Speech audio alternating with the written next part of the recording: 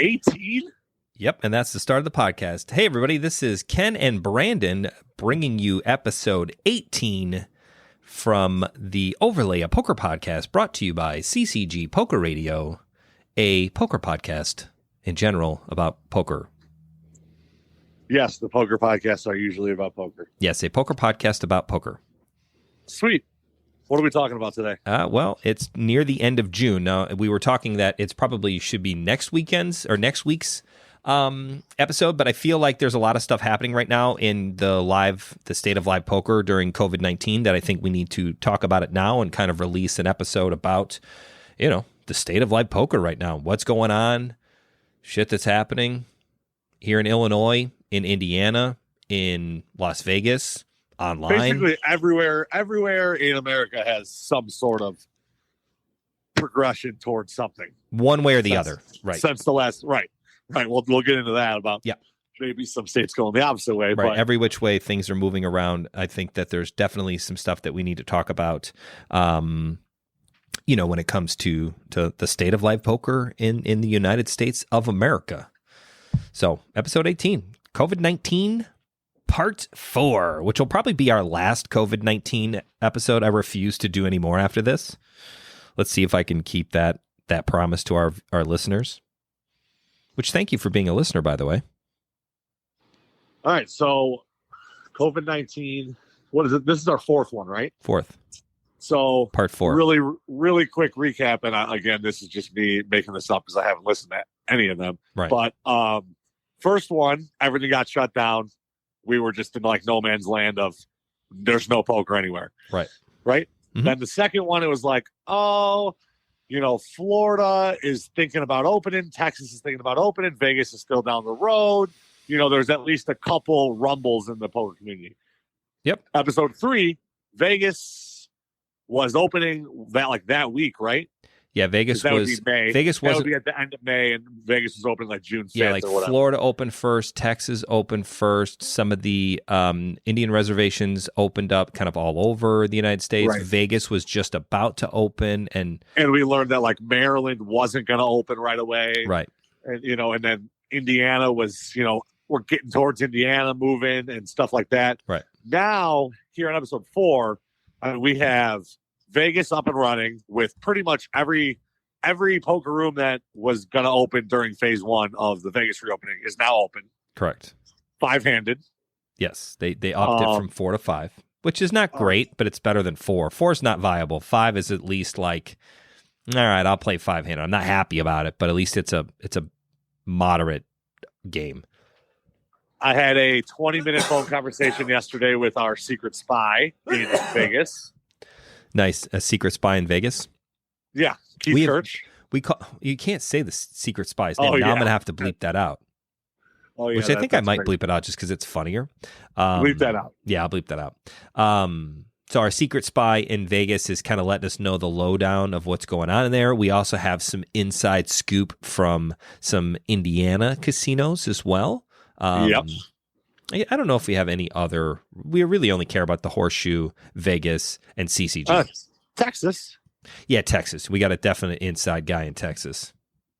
So, I mean, we're well spread out here across the USA. We got guys everywhere. Yeah. I like it. So, Keith said, you got to bleep that out too. Damn it.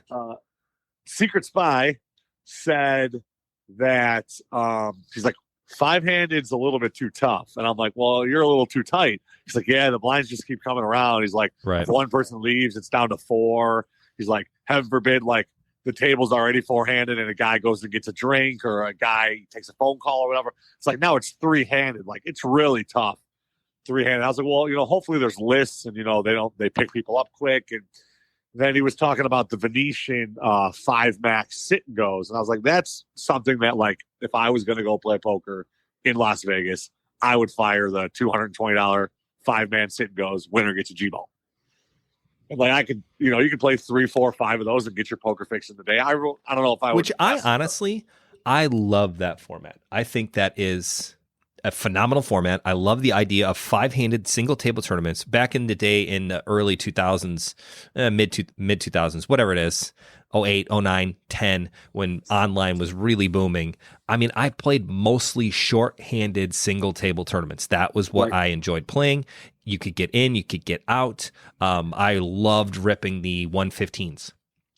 Yeah, the 6-handed, like especially online, they were 6-handed, and like it was like a $50 buy-in. It was like a 52.50, so it was only $2.50 rake, and there's 250 in the prize pool, and it'd be like 170 for first, 80 for second.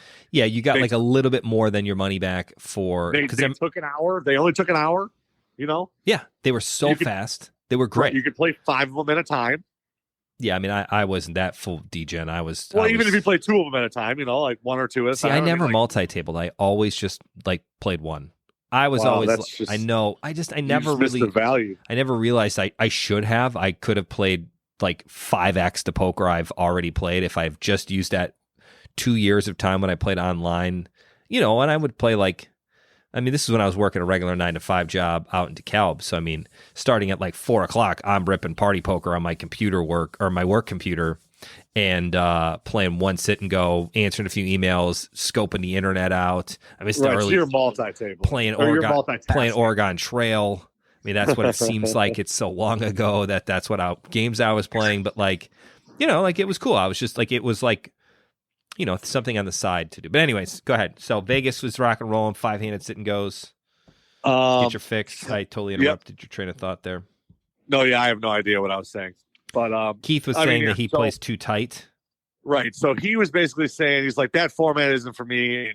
but obviously the rooms are still packed. The lists are still big. There's like 18, 20 games going. I've been checking Bravo in Vegas and like, it's bananas.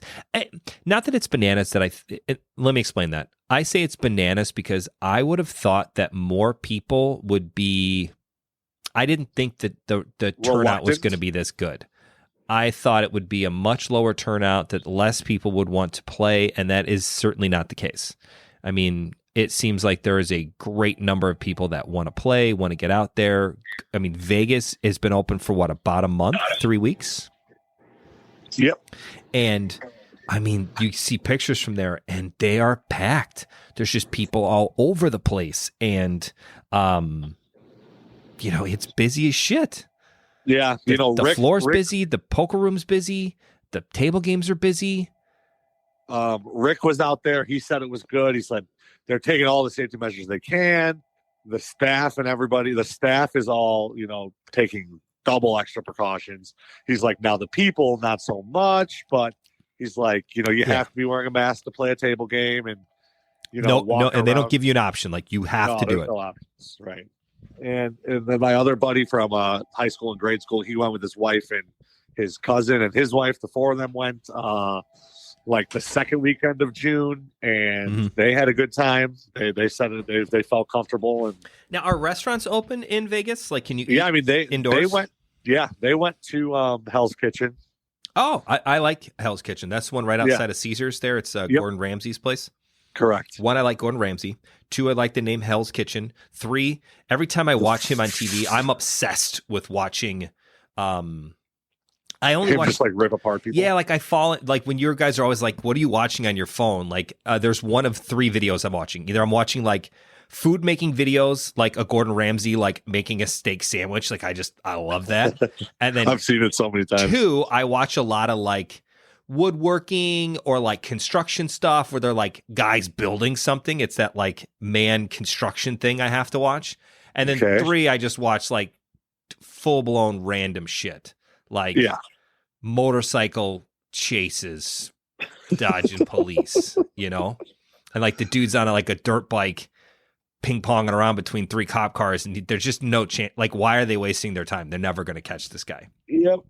I mean, those are the rabbit holes you get into. Yeah, it's so good. Internet. Or, it's enough. I've finally gotten to the point that I don't even want even thinking about it makes me sick. Like those pimple popping videos, and they get like 40 million views. It's disgusting. I have literally gone to Facebook now and YouTube, and I'm thumbs downing them or being like, please don't show me any more videos like this, because I find them horrifying and I cannot stop watching. And I want to stop watching. But you don't. But I can't. I'm addicted. I'm addicted to pimple popping videos, and my name is Ken. I'm addicted to pimple popping, and I would prefer to stop watching them because it's we went from Hell's Kitchen in Vegas to pimple popping in 45 seconds. But there's a good train of thought there because it's Gordon Ramsay. Ken watches cooking videos into other videos Ken watches into disgusting videos Ken doesn't watch. That's the train of thought there. So if you just came into the podcast now. Well, this isn't live. What are they just going to fast forward to minute 4 and then just? In all honesty, do you think there's not viewers out there that are like, do you ever listen to podcasts on like the fast versions? They do like a 2x, 3x, and they're like, I listen to you. No, I listened to you. The first overlay podcast I ever listened to was like, I don't know, episode 8. I click on it and it was just like you times 3. And I was like, whoa, what is going on here? And like I and accidentally, like I did it. And I was just, then I was talking super 5. fast. That's hilarious. Yeah. But you were listening to it on the fast version. Yes. All right. Well, that's really it for Vegas. I mean, Vegas is booming. Tons of people out. The pools are open now. Restaurants it seems to be open. And I don't believe that there's any news about the cases going up in Las Vegas, correct?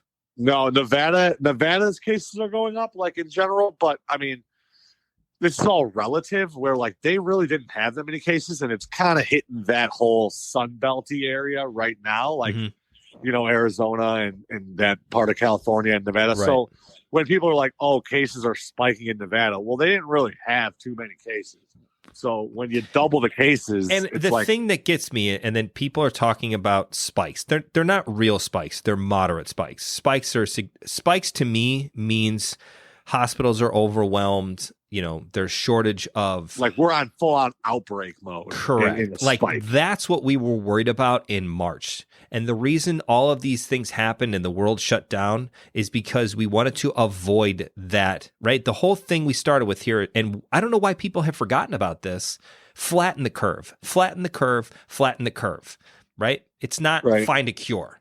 You didn't, it's flatten the curve. Like, we all know that this is something that's going to happen, and it's sad. And yes, people are going to die, and I'm not taking human life into any kind of, justification of what's an acceptable number for human loss, because that's not a number anybody's willing to give. It's just, It is what it is. Like, people die every day, and people die from eating a peanut butter and jelly sandwich.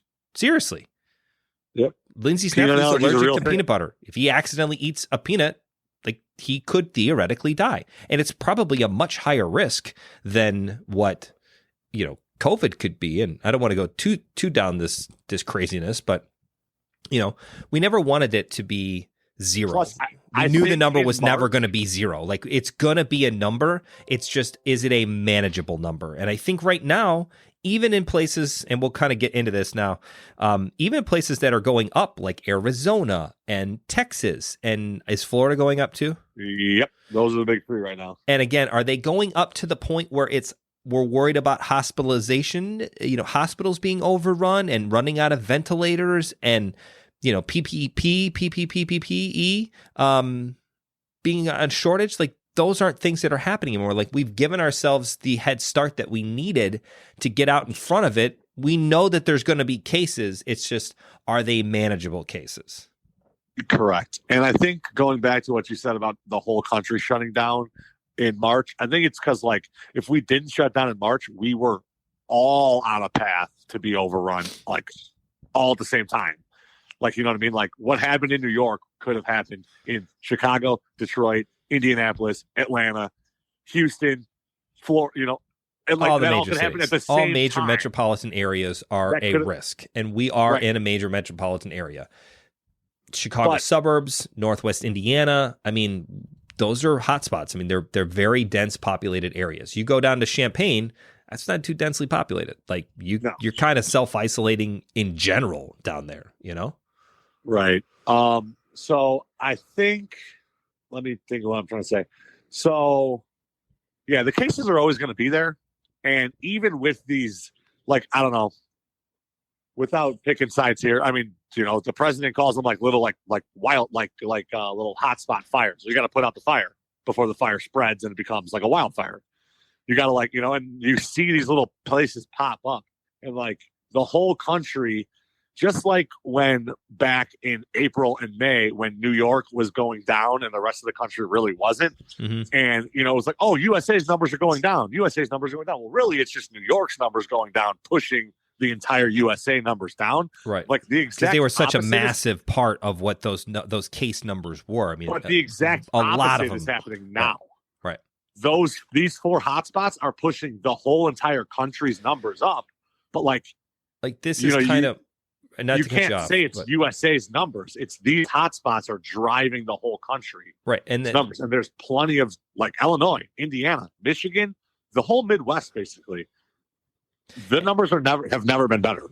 Correct. And I think that, we have gone on the extreme. I can't even go on any more than extreme safety than anybody else. And I don't agree with that. I think that things should have been opened up earlier. I think that the damage is it's the whole, I think there's a ton of damage that we don't realize yet.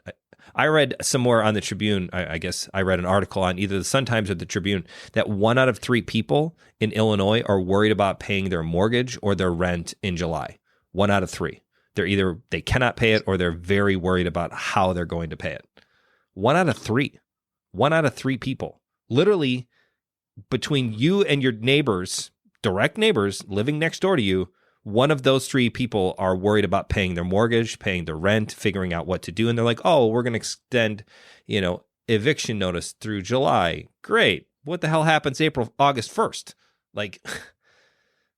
Anyways, right. My whole point about this. And then the unemployment money runs out, the extra bonus, 600 correct. and stuff. That's going to end here on, I think, in 2 weeks. I think it ends in the middle of July. Regardless, right. And this is not a political thing. This is nothing else. I am not advocating one way or the other. The only issue here is that people keep freaking out about these numbers. The whole idea from the start, 99 days ago, today is day 100 of Ken's No Poker Vlog. Today is day 100. 100 wow, it's also days. Alex's birthday. I got to remember to text him. Happy birthday, Alex. He ain't listening, don't worry. Yeah.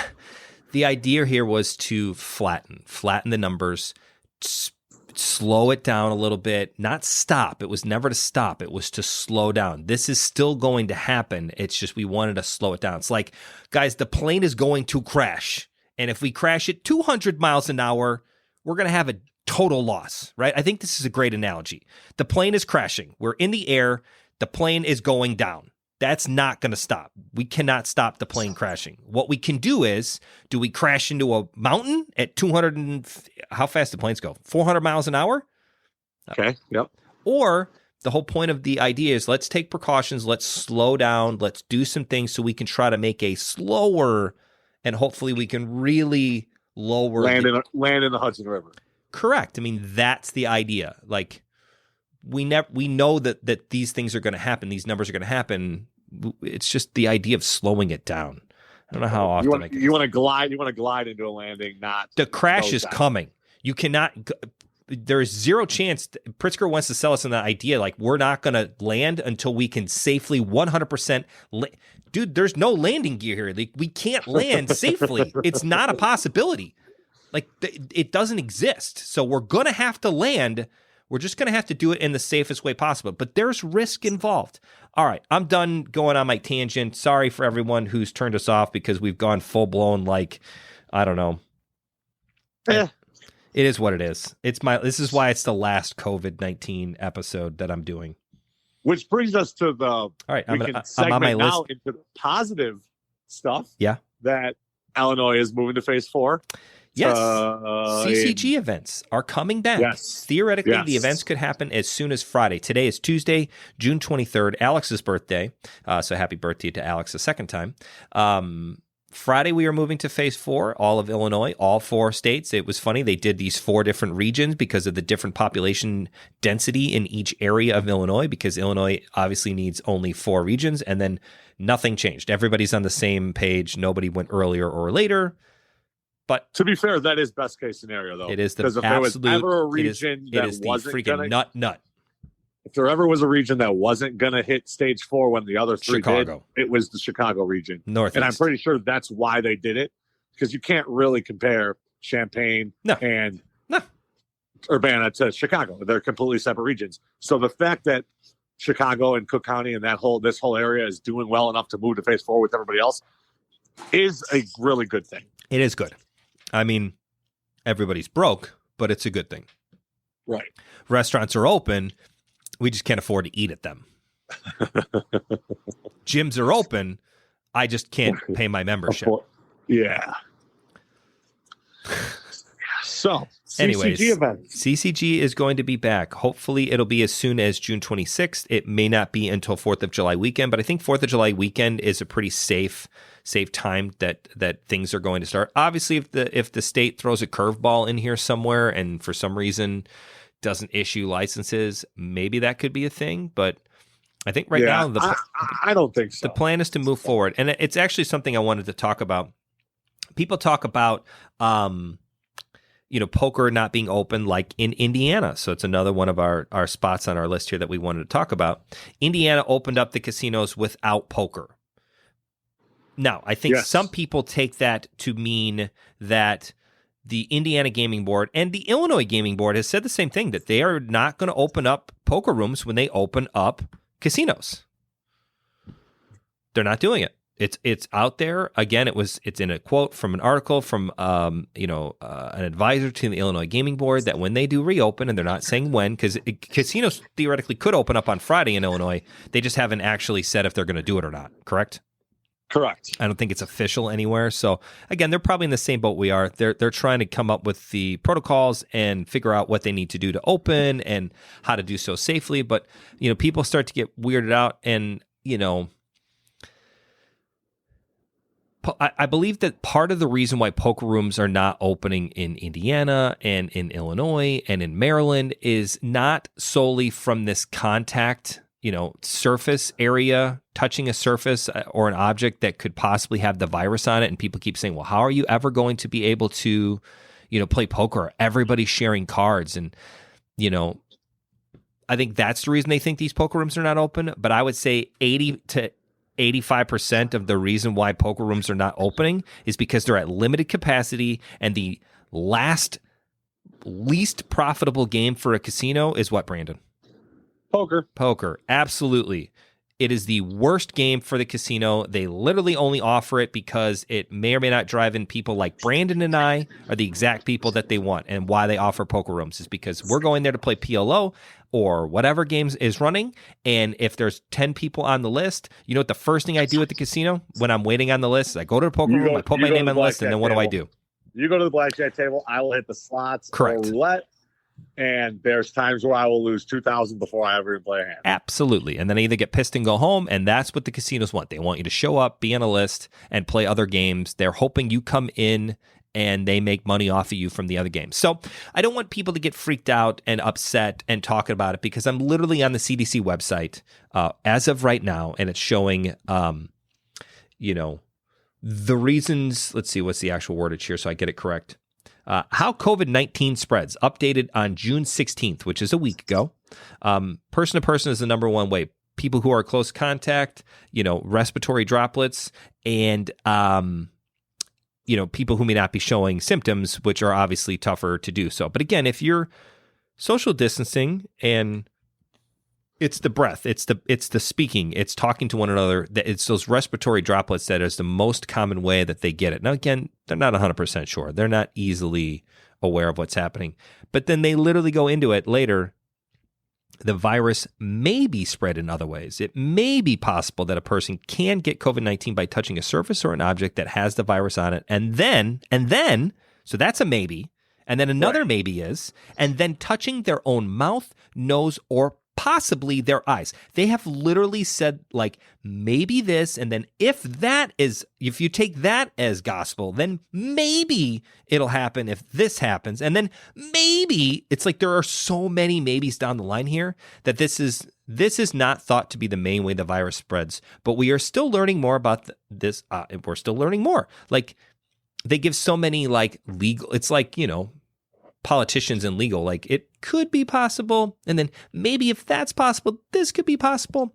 So I think people are freaking out about poker rooms not opening up as a reason, like, hey, it's not safe to play poker. And I don't believe that's the case. I believe that if you're playing poker and you're wearing a mask and you're doing what you're supposed to be doing, not touching your face, not touching your mouth, not touching your nose, not touching your eyes, washing your hands, using antiseptic, using hand sanitizer. Don't use antiseptic. That is not sponsored here on this podcast. I think... Go ahead. Yeah, go ahead. I'm ranting here. I'm in a mood today of being upset about. That's nice. I like the rants. Yeah. My viewpoint of it is your skin it doesn't go through your skin. Right. So you have to enter it on surfaces. You have to enter it through your nose, your mouth, or your eyes. Again, maybe. But let's just say, those, whatever. Let's just say it's true. Let's say 100% you get it. You got your two eyes, your one nose, and your one mouth. Right. That, as long as nothing goes in there, right, you are good. You physically can literally fondle people with COVID and not touch any. Right. Go ahead. Put COVID all over my hands. I mean, pour it onto my hands. And if I keep and then if I just don't do those three things, which in theory, if you're wearing a mask, your nose and your mouth is already covered. Correct. Because, folks, please remember that you do have to cover your nose when wearing a mask, because wearing a mask that just covers your mouth and doesn't cover your nose is like wearing your underwear with your pecker hanging out. Right. It doesn't work. It doesn't cover what it's supposed to cover. It's like using a condom and then cutting the tip off and being like, that's cool, I'm wearing a condom. But it doesn't work that way. Yeah, it doesn't work. Got to cover the whole thing. So step 2. So that takes care of surfaces. If you never touch those spots in your body, you ain't ever, even if somehow you get it onto your hands, don't wash your hands, don't use hand sanitizer. It doesn't matter. Like, as long as you don't touch your face, you're good. You're good. You're good. Step two, the main thing is aerosols and these things. Well, aerosols, that's the word I was looking for. Go ahead. Yes. Aerosols and droplets. I find it to be super hard for somebody that's asymptomatic to spread droplets when, in theory, they aren't wiping their nose, they aren't coughing, and they aren't sneezing. So really, the asymptomatic person, you're going to get it from them through aerosols and through touching a surface and then touching your face. Well, we've already eliminated the second one. So now aerosols, ding, ding, ding, mask. Mask will block X amount of percent of aerosols from somebody. I don't know the number, but it's quite high. Could be 60%, could be 80%, could be 100%, depending on what kind of mask you're wearing. So we have those precautions put in play.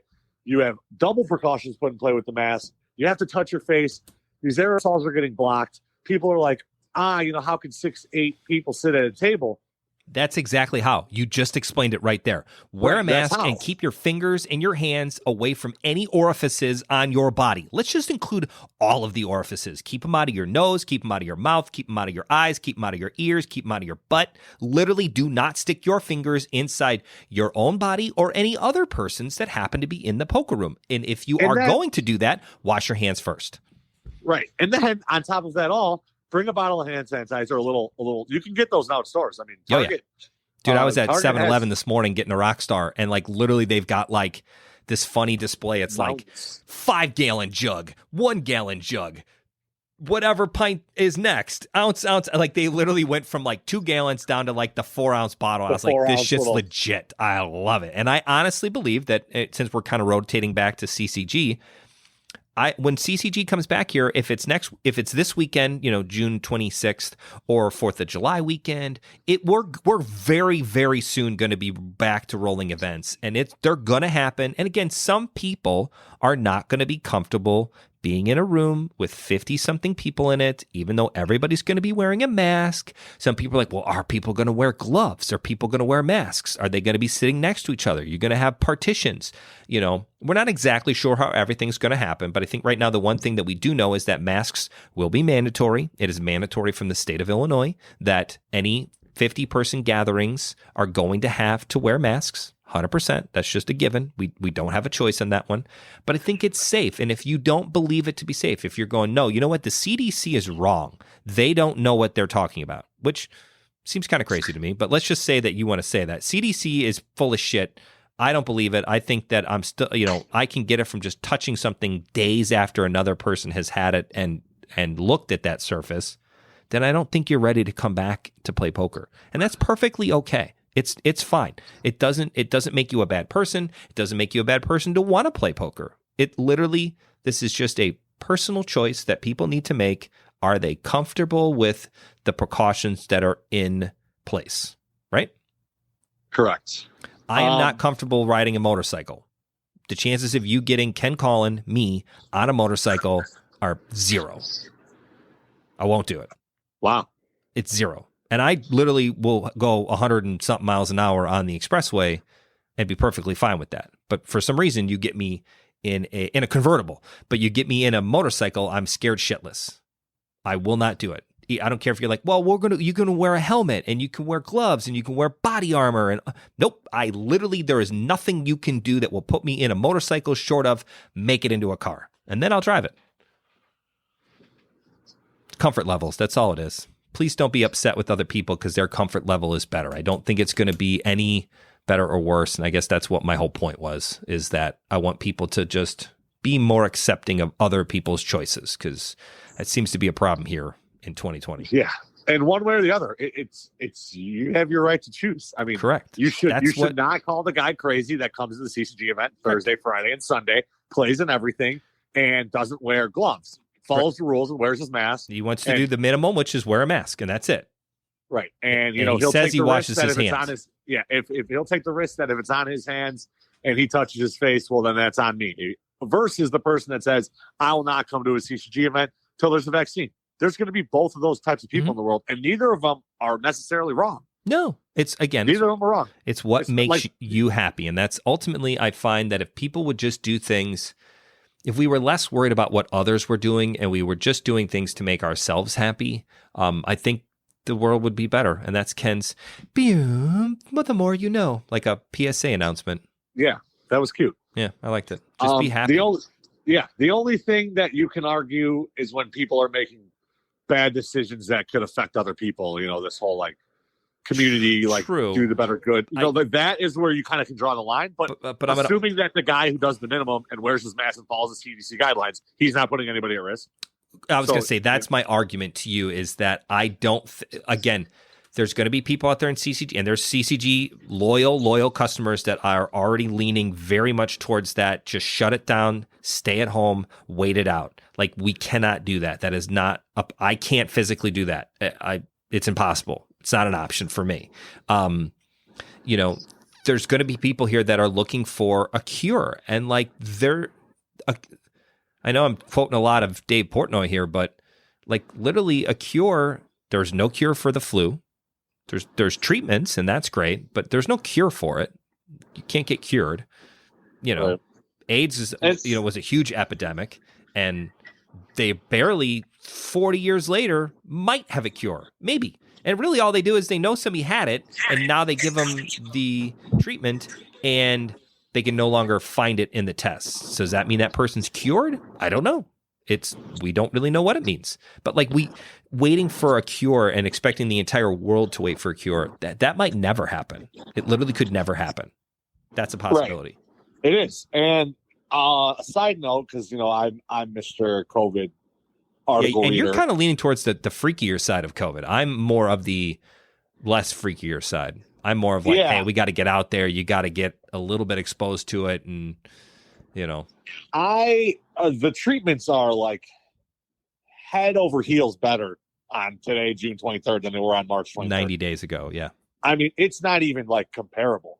They've learned so much, and yes, it's still new, and yes, there's so much to learn, but compared to where we were in March, I wish that and you'll never find this because you can never really funnel out all the statistics and, causation equals correlation, but the odds of surviving this today are astronomically better for somebody that's, high risk or whatever. And again, it wasn't like they were killing 100% of people before. And again, I'm not putting any kind of things on human life in general. I'm just saying the statistics were still pretty low in the Stone Age of COVID. And here we are now in the industrial revolution kind of idea. Yeah, that's and then kinda what I again, was think of thinking it too. like that was in the 1800s, 1900s. I mean, imagine like in just the last 10 years. It was funny. I put out a meme yesterday that Lindsay had sent me, and it was like a woman in a mask holding her phone up with an ice cream cone in front of it. And she's like clearly taking a picture for Instagram of her ice cream cone. But it's like, man, show this to a person in 1995, 25 years ago, and they have no idea what the hell's going on. It literally looks like something from a sci-fi movie, right? Like, what the hell is this like weird thin thing that she's holding, and she's got her arms out? Like, what the hell is that? And she's wearing a mask. Like, it's super freaky. Yeah. Point being is, if in 90 days they have come so far that things have come so far to make COVID safer and people to be more comfortable and to, have treatments. And it's kind of a, huge, what's the word I'm looking for? It's amazing what people can do in 90 days when you've got that, it's a like when the world comes together. Yeah. It's, again, don't turn this into a political thing. Make it a good thing. Like, wow, we kind of all were like, you know what? We got a common problem. Let's get together and make this work. Like, it's kind of a nice thing that happened. It's a silver lining that, wow, can't imagine that human beings can, in 90 days, figure out something like this and make leaps and bounds. It's crazy. Right. And yeah, then the leaps are happening, and that the leaps to curing it are still far away. But like, just the fact that you can have these big old leaps shows that you can't just sit down and wait for this whole thing to be over. Right. Like, especially from an economic standpoint. Like, if we all sat inside until... I'd be perfectly fine with that. Have the credit card companies stop taking money. Have insurance companies stop taking money. No rent, no mortgages, no bank fees, nothing. Like, literally, let's just all pause. Pause for 90 days. Everybody gets 90-day pause. No companies are paying out money. Everything, like the whole... If you're going to stop the whole world, it's like they're like randomly stopping people on the highway.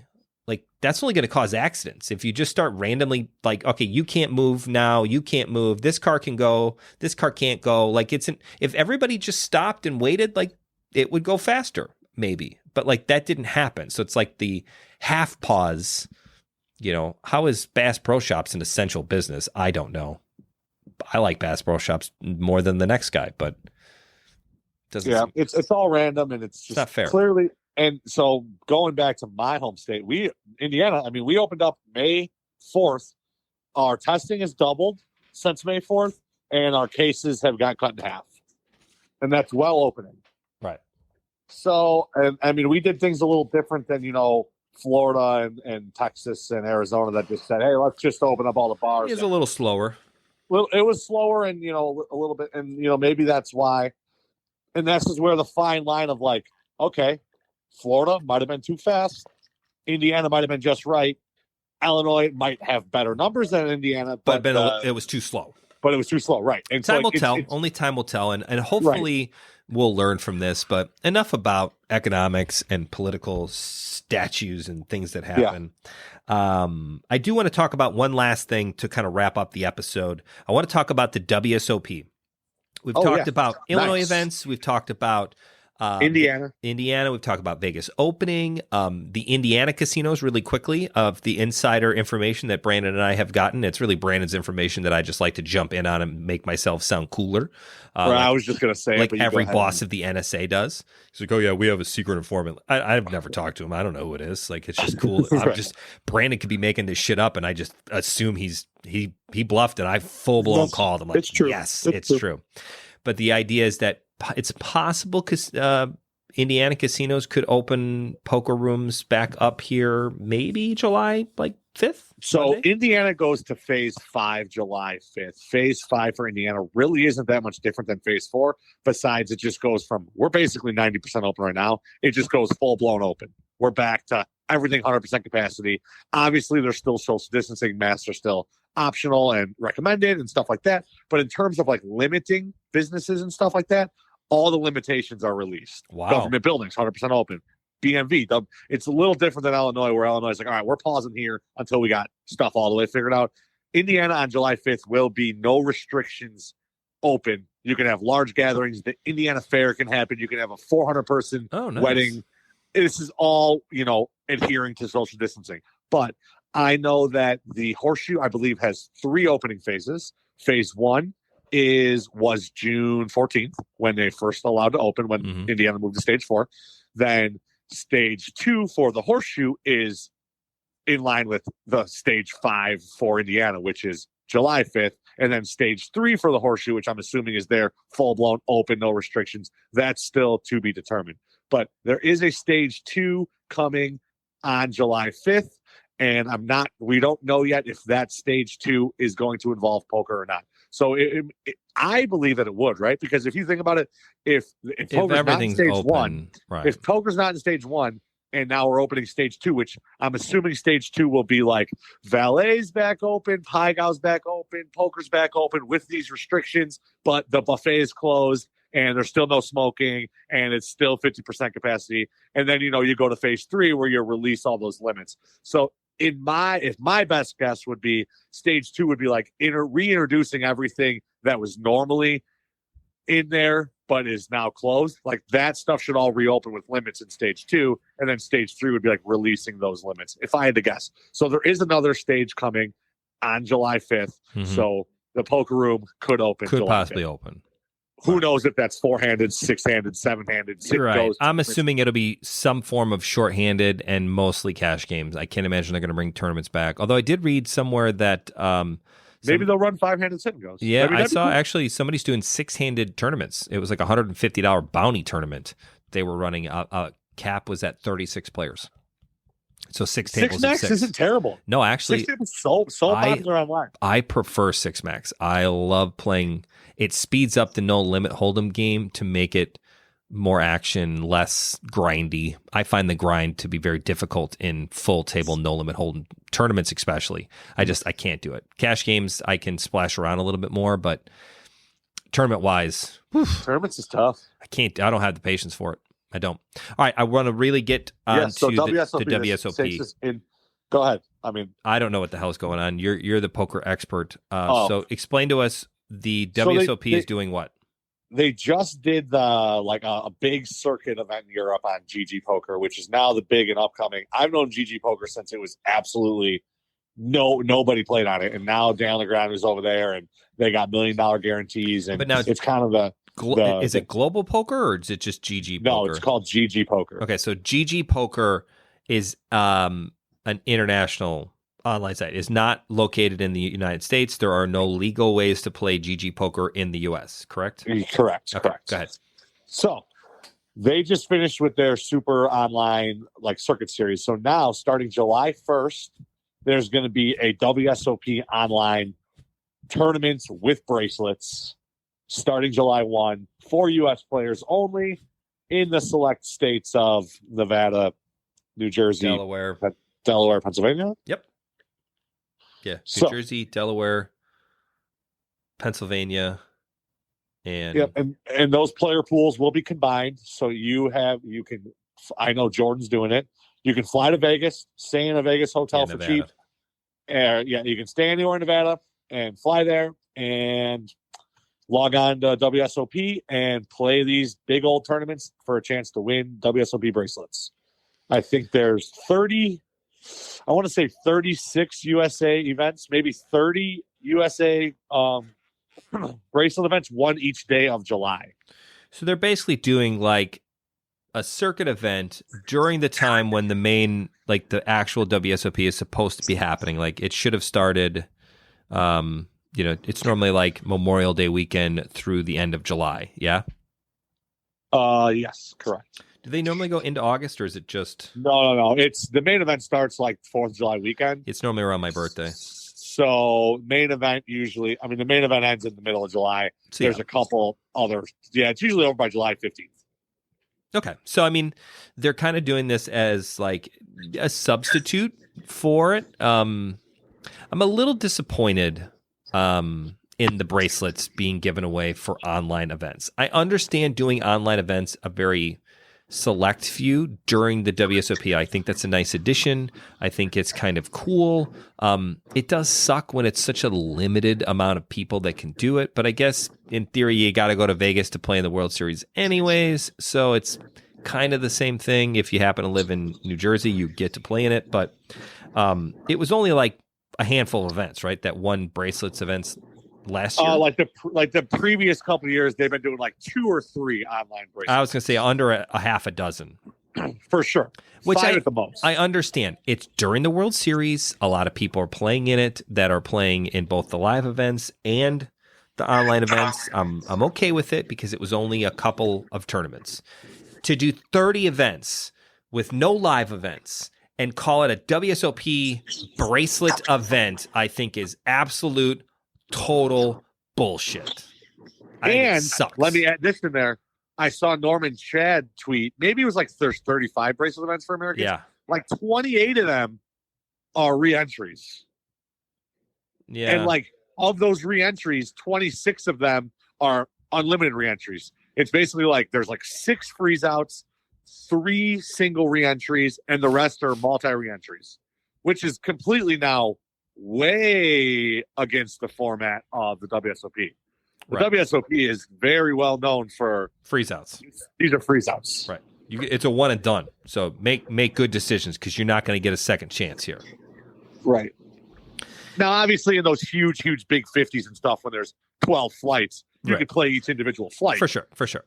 But not even the main event that has multiple flights. You got one shot to main events. 10K, you lose, you're out. See you next year. Everybody gets exactly, which I love that about it. It makes it a prestigious tournament, right? Like there are 52 weeks in a year. There are 52 PGA tournaments, but there is only one US Open a year. One, right? Like if you win the US Open, it's so much different than winning another thing. To give the guy who wins the US Open in golf the same trophy as the guy who wins the Travelers Championship, that's not the same thing. It's a different caliber of tournament that you're playing in.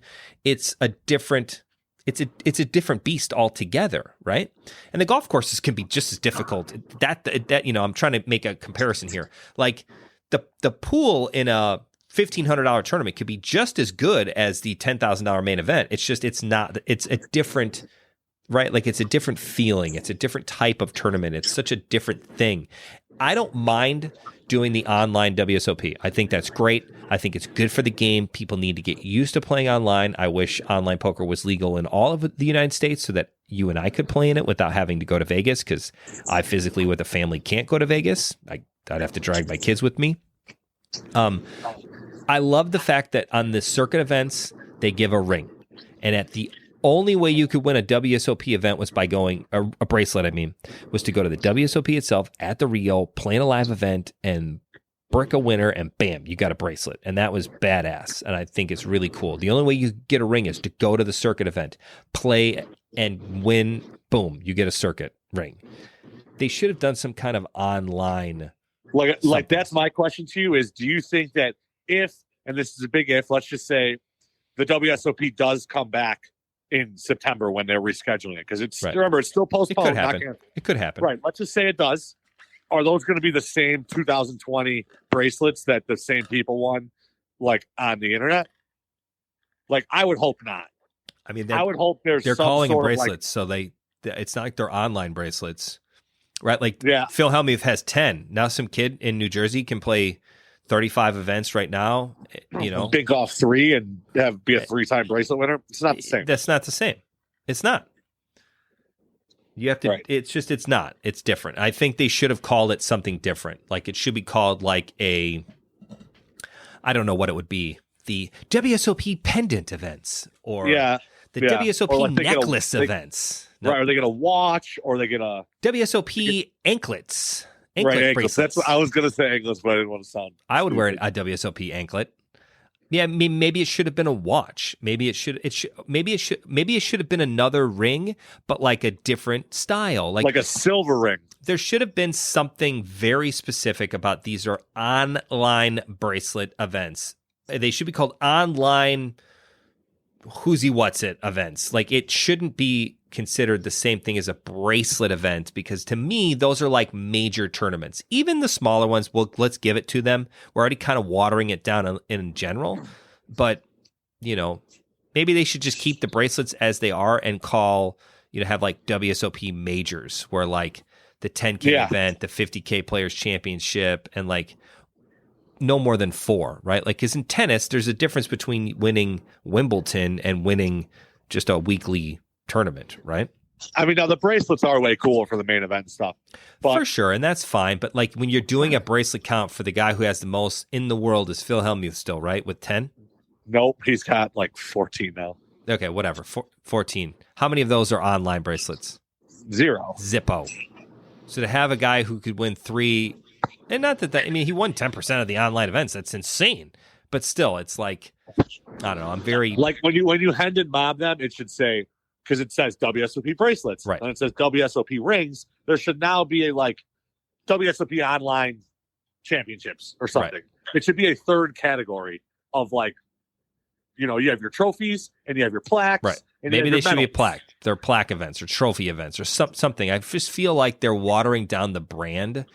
Mercedes doesn't make a cheap car because they don't want to make the brand seem like a cheap brand, right? You don't find a Louis Vuitton like cheap version. I don't know. Right. Well, you do. They're just made in China. But yeah. Or they're called something else. Like it's not. Those are fakes. They're not real Louis Vuitton stuff. Right. Like a cheap Louis Vuitton wallet is a something else wallet. Right. Yeah, like it's not the same thing. Like to just call it a Mercedes Benz and it's like this Ford Escort looking car. Man, that now my Mercedes doesn't look as good to me because maybe this is a bad analogy, but I'm just trying to give the idea here. It's like I won a bracelet event. I haven't. I'm just saying arbitrarily. Phil Hellmuth won 14 bracelet events. He did those in live events with super long days and grinding it out. He had no computers, nothing to distract him in, no way to run to the bathroom in under 30 seconds to not miss a hand. He couldn't auto fold stuff. He couldn't, you know what I mean? Like that stuff didn't happen. You can't sit in your underwear and eat. And, right. And if you can't play, be like, bro, watch my hands for 2 seconds. If I get aces, yell. I mean, can you imagine being at the World Series in the Rio and be like, hey, Brando, watch my hand. If I get aces, scream, I'm going to go get a pretzel. Right? That's crazy. Don't call it a bracelet. Call it something else. The World Series of Poker online anklet events.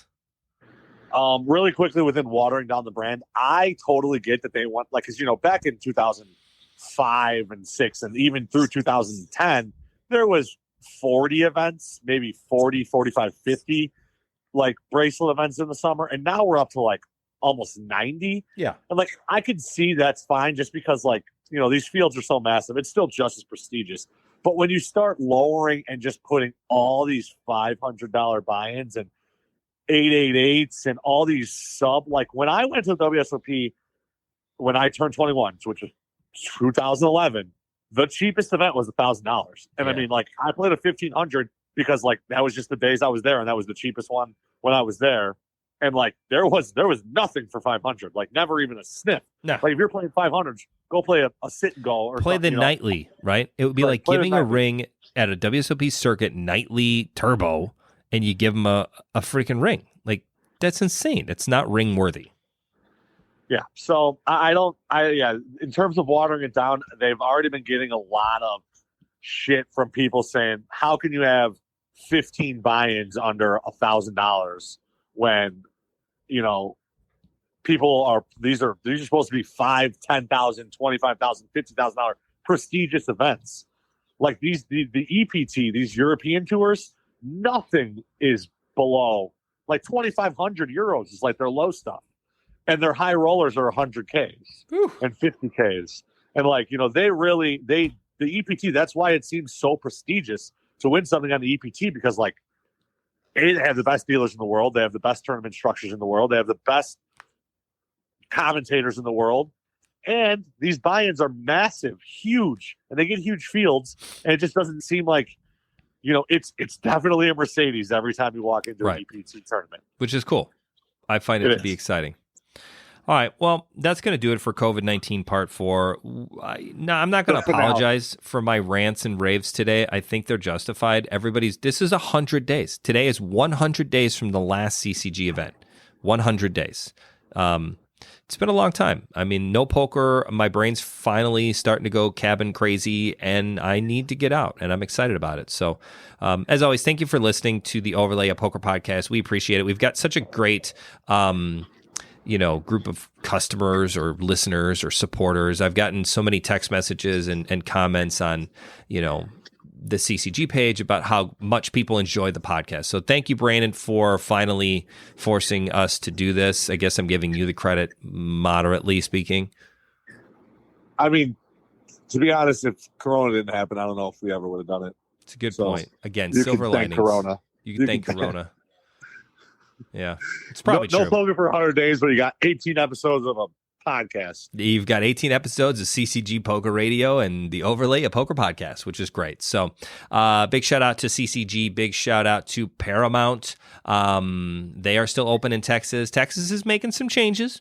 They're getting in a little bit of trouble. So, they're breaking curfew every once in a while, and your curfew gets, shortened. So the numbers and cases are going up in Texas. So some of those wide open... But these are the things that need to happen. You need to say, hey, you're breaking curfew. Numbers are going up. We ain't going to have it. It's a constant ebb and flow, right? Like, Let's let some of these people out. Oh, nope, they're getting a little high again. Let's flatten this down. We kind of rein them back in a little bit and just keep going back and forth. I felt like Illinois, it's like nobody's allowed to start the race at all. So and this is why I feel like, we're great. Right, everybody's healthy, but we're all broke. Great. I was trying really quick. Homeless in a month. I was stop it. All right, maybe not exactly, but 2 months. 3 tops. Like I was trying to think of like an example when you were talking about the plane.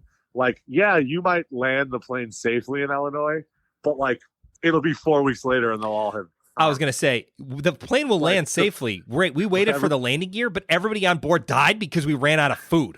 Yeah, exactly. So congratulations, the entire flight is dead. At some point, that will happen. We're not to that point yet, but it will happen. All right. Let's log off before we spend 20 more minutes on full blown going. Part 5 ends up coming out right now. We're right into part 5 right now. Let's just Thank you for listening, everybody. Brandon, do you have anything to say to send us off today? No. Stay safe. Farewell. I will see everybody in hopefully worst case scenario 2 weeks. 2 weeks tops. 4th of July weekend. Awesome. Thanks, everybody. We'll see you next time. Bye.